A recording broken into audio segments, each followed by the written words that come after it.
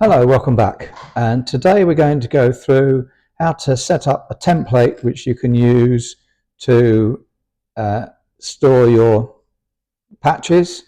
It's a default template so that it will remember all of your button settings and your pedal settings to make things easier so you don't have to redo those every time. So to start off with, we go into the control buttons. And first off, the pedal, I've got the default, which is the A setting for volume. You can see that's affecting volume. And if we switch to B, you can see I've set that to wah. So when we press the button, that goes to wah. Press it again, back to volume. There we are. So you can see I've set this as cry wah. You need to make sure you set the same pedal within your patch when you do it.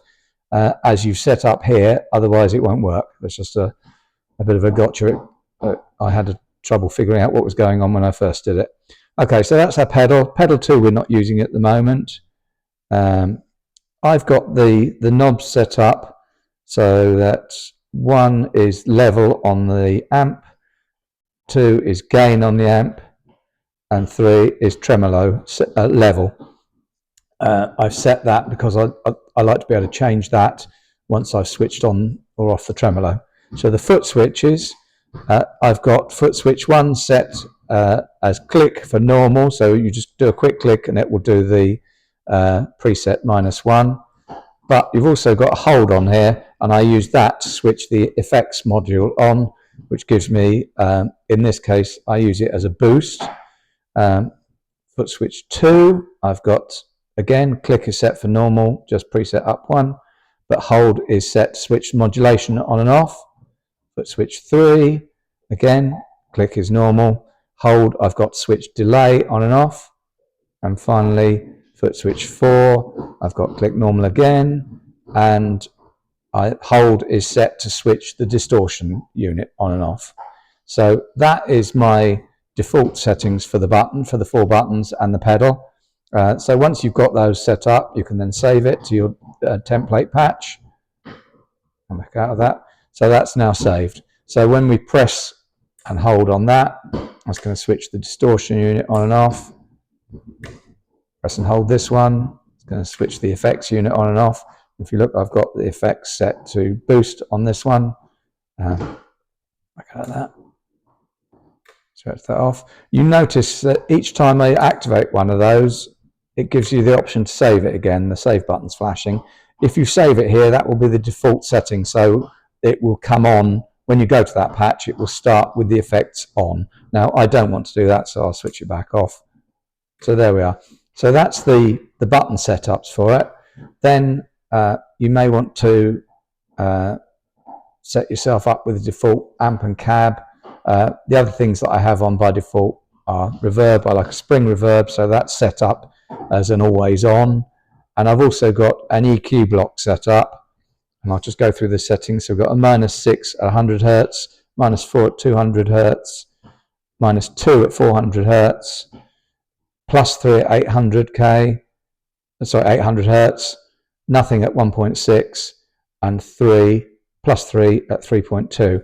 Obviously, you probably need to play around with those from one model to another to give you different settings. Don't forget, you've also got an EQ, a global EQ setting. So if I click on that, you can see I've got my EQ curve set up with a bit of a dip at 400 Hertz. No, 4K. That takes out some of the harshness at the top end of these with these captures, which can sound a bit digital if you don't have a bit of a dip there. This can be switched on and off from here. So it's quite interesting to compare with it on and off when you're in a patch. So once you've got those defaults set up, you might then want to save that to a patch elsewhere. So we click on save and then save to. So if we scroll through, you can say where you want to save it, and you can give it a name. I've got a Victory amp loaded up in here, so let's rename that to Victory.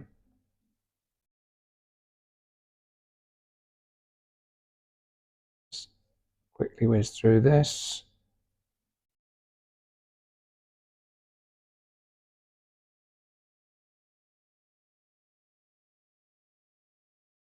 Just store that. Okay, so we'll save that to number 30. That's now saved. So if we now go back to there, oh, I've misspelt it. Let's just quickly do that. Let's correct that.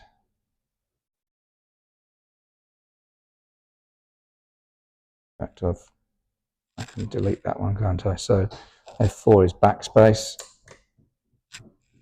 Change that to an I. There we are, save.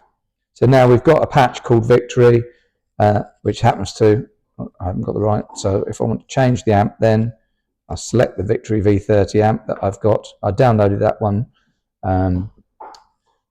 off the internet. It's a capture of Victory V30, obviously. So that's the amp I'm going to use for this unit, for this patch. Cabinet I've got set to Eminence Governor. Obviously then you can change your amp and cab, and then you can select which drive units you want. So I'm using the Angry Charlie for this one. You might change your FX. I've got clean boost. That's my default one, so I'll always use that as a clean boost, unless I'm doing a completely different patch. But I like to have a clean boost, a drive, modulation. So if we look at modulation, I've got that set to tremolo, and I can then affect the level with this button, with the knob, to turn that on and off, or up and down. And then from that, then I've got delay set on this one. So I would usually use an analog delay. So let's set it to an analog delay. So that's then my default for that Victory patch. So the next thing to do then is to go through some of the sounds. So to do that, I'll change over my audio source. So we'll come back in a minute and you can have a listen to that patch and we'll tweak it and see if we can get it sounding as good as possible. There we are.